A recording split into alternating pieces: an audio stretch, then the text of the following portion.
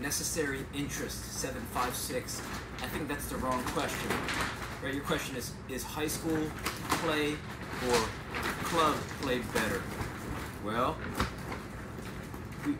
no one on the internet can tell you because they don't know the nuances of the quality of play, of the distance from your home. If your son is, is there better coaching? Is there a world-class coach on the high school team? Is there a high-level coach on the club team? Or is there a higher age group who does have a world-class coach that you can play for one club but also maybe jump in on a training at a different time window, either before or after? Right? There's a lot of things that you could be mindful of, and to be honest, right, like aside from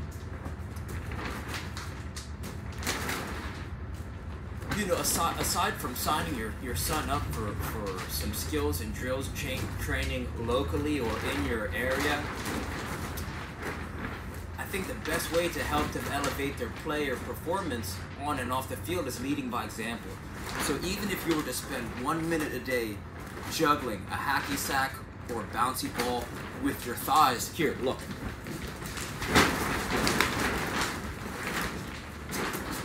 Assuming your son plays college ball, that means if he's 14 now, you have 4 more years until they leave for school. And then in college, you got another 4 years. That's 8 years that wherever you are in the world, that you and him are together, you could spend, just a few minutes before games, before team training, before he goes to warm up with his team, just going back and forth with a tennis ball, with the thighs, right? If you can do that, just there. If you could do that, then you could start to become a better training partner for him, because even you're just gonna elevate the joy in between you two. So picnics, barbecues, holidays, birthdays, everywhere become areas for joyful play. And when you can be relaxed and play joyfully between each other, it's gonna help him elevate his play when he gets on the field, right? More mistakes on and off the field will lead to more learning, in theory. So the question is, for you, can I bring a ball with me everywhere I go? Because this unlocks your ability for you yourself to get more touches. The more touches that you get, the more that you can help him get better, right? The more dangerous you become, the more dangerous he becomes, and you start to spiral each other up.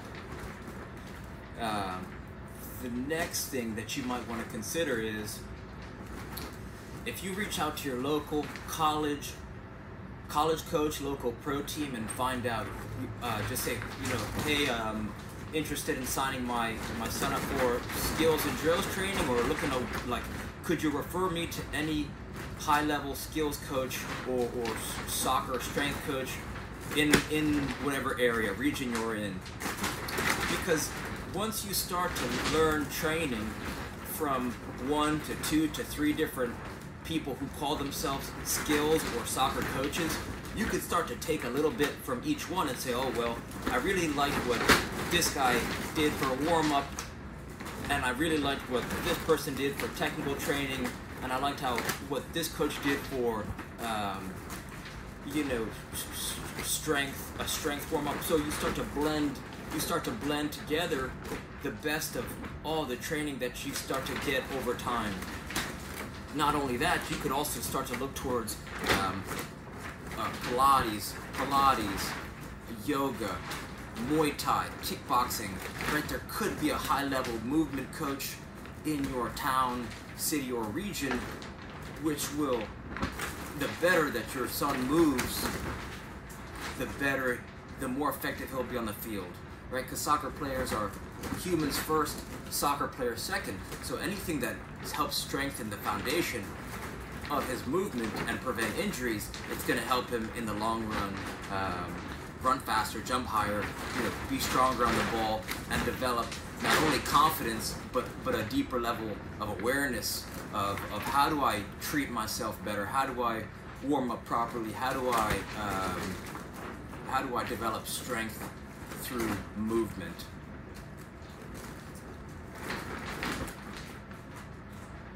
So I think those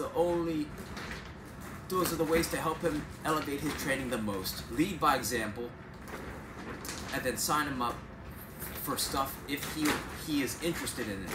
Because you kind of want to start to instill his curiosity in him.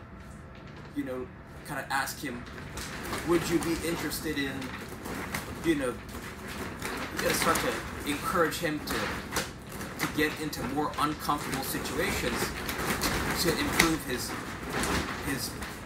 future value as a player and a person, right? Because the more you put him in one gymnastics class, one Pilates class, one kickboxing class, one ballet class, back in the day, not even 30, 40 years ago, all football players it was mandatory they take gymnastics and ballet.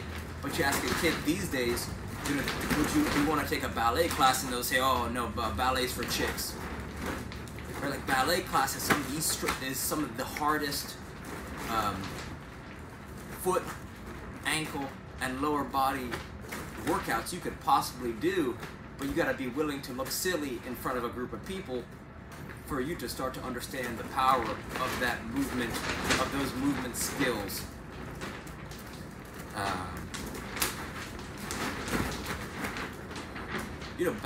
Ballet dancers are some of the highest jumpers around, and strength coaches started using ballet training to improve strength training. So that's something to keep in mind. If you've got any type of movement coaches in your area that are either on the way home or on the way to work, or, that are close to you in proximity, that your son could get to on bicycle, that's something that I think will really help him grow. So the answer to your question is, I don't know, right? High school or club. I would choose the whoever is better, right? If the high school team is better, in theory, if the quality of players are higher on whatever team, that's what I would choose, because you want his training partners to elevate him. As long as he's not the best player on the team, and the way I would preference which team I chose is better players, a coach that wants him, that's developing him as a person and a player, and close to home, right? So those are my three factors: players who are better than him, a coach who wants him to grow and who cares about not only the soccer but helping him grow as a person, and close to home. I think that would be my personal preference after thinking about soccer for the past 27 years. The three tools I believe he should have on him at all times are a ball, an RMT rope, and a kick trainer. Because with those three tools, I call them the holy trinity of soccer tools. With those three tools, you could have a world-class soccer workout effortlessly anywhere you are in the world, because they're lightweight, portable, and cheap. So if you start to bring those three tools with you everywhere you go, then this is going to show him that not only is it socially acceptable, but if he looks up towards you, which I think he does based on the question that you're asking, you could start to show him how these three tools can really improve the quality of his game and help him have more fun playing soccer. And plus, these are three tools that not a lot of people are using, especially soccer players, yet some high-level clubs all over the world, use kick trainers. AC Milan, Ajax, Sevilla, Wesley Sneijder talks about using kick trainer growing up. So just by using some of these tools, then every single player and coach in the region will start to know that, whatever your son's name is, the player, if that makes sense, right?